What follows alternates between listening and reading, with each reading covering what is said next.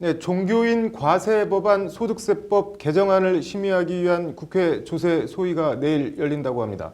남승환 변호사의 시사 법률, 오늘은 종교인 과세 얘기 해보겠습니다. 남 변호사님, 내일 국회 조세 소위가 심의한다는 소득세법 개정안, 뭐 어떤 내용인가요? 내년 1월부터 시행하기로 한 종교인 과세를 더 유예하자는 내용이 포함되어 있습니다. 2년간 유예하자 이런 내용으로 되어 있고요. 김준표 더불어민주당 의원 등 25명이 발의한 것으로 과세 시행 시기를 늦추자는 내용입니다. 네, 뭐 지금은 아니다, 뭐 조금만 더 기다려달라, 뭐 이런 것 같은데 현재 종교인 과세 법안 자체는 어떻게 돼 있나요?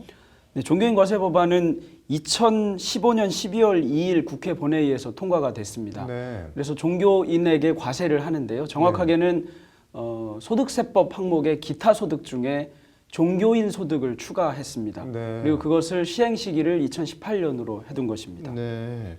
본회의는 일단 통과를 했는데 부과 대상은 뭐 천주교, 개신교, 불교 다 해당하는 거죠? 네, 그렇습니다.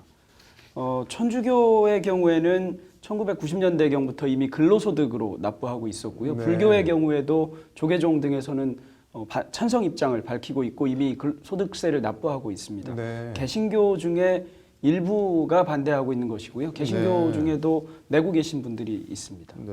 그럼 뭐 유독 일부 개신교만 반대하는 뭐 이유나 그런 게 있나요? 네, 그 개신교 단체들에서 낸 성명의 내용을 보면 네.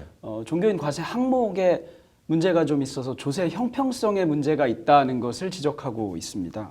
그러니까 뭐 다른 종교, 천주교나 불교에 비해서 뭐 조세 형평성에 문제가 있다는 건가요, 그러면은? 네, 그런 취지로 주장하는데요. 뭐 예를 어떤 들면 점이 문제라는 건가요? 네, 예를 들면 개신교 또는 기독교에 부과하는 조세 항목은 35개 항목이 된다고 합니다. 네. 그런데 불교의 경우에는 공통 항목으로 2개 항목을 두고 있고 네. 그리고 나머지는 개별 사찰 등에서 따로 지급하는 경우에 사례비, 상여금 등에 대해서 그때그때 과세한다 이렇게 되어 있습니다. 그래서 항목 자체가 훨씬 많다 이런 취지가 조세 형평성에 문제가 있다 이런 취지인 것 같습니다. 네. 그 뭐 항목의 차이가 있는 게 형평성에 실질적으로도 차이가 있는 건가요? 어떤가요?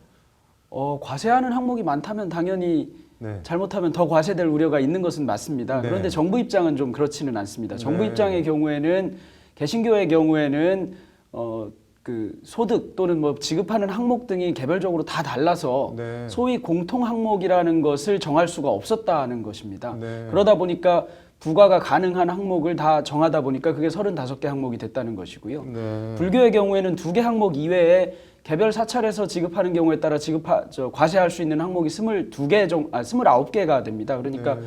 총 31개 항목이니까 큰 차이는 없는 것이 아니냐 이런 입장인 것 같습니다. 네. 뭐 이런 종교인 과세 관련해서 그 전에 뭐 소송 같은 거나 판례가 따로 있나요? 2015년에 이 소득세법이 국회를 통과하니까 네. 납세자 연맹 같은 단체에서 종교인 과세가 위헌이다 이렇게 네. 주장했습니다. 그런데 여기서 말하는 종교인 과세 위헌 주장은 종교인에게 불합리하게 더 특혜를 주고 있어서 위헌이다 네. 이런 취지의 주장이었고요. 네.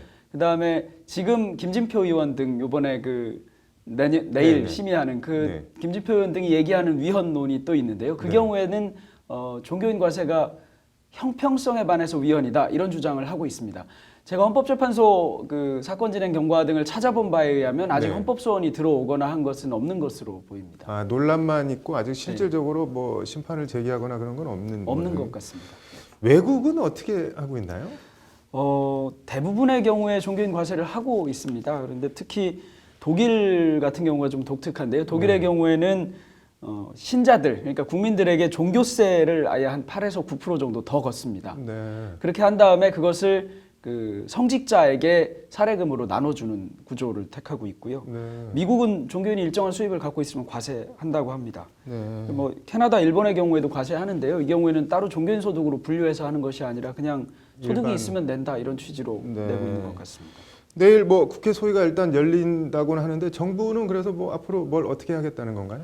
정부의 경우에는 여전히 설득을 하고 좀 설명을 하겠다는 입장입니다. 그래서 네. 과세 항목을 좀 조율하고 그다음에 종교 단체의 범위를 좀 넓히고 네. 이런 것들을 얘기하고 있습니다. 그렇게 하되 다만 예정대로 시행하겠다 이런 네. 입장인 것으로 보입니다. 뭐 기독교가 한국에 들어와서 종교는 산업이 됐고 교회는 거대 기업이 됐다는 말이 어떻게 보면 뭐 공공연히 회자가 되고 있는데 종교인 과세 이번에 정말 시행될 수 있을지 관심 갖고 지켜봐야겠네요. 남 변호사님 오늘 잘 들었습니다.